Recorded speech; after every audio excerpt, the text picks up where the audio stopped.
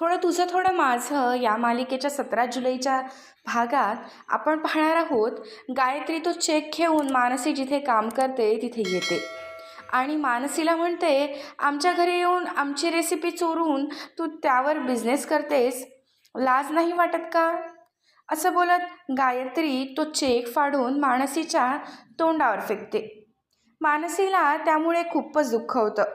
पण तेवढ्यातच तेजस तिथे येतो आणि मानसीला म्हणतो, काय झालं आहे नक्की?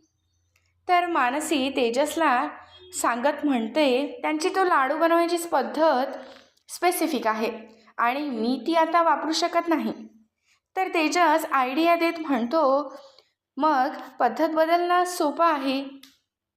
असं बोलत तेजस मानसीला नवीन पद्धतीने लाडू करायला शिकवतो.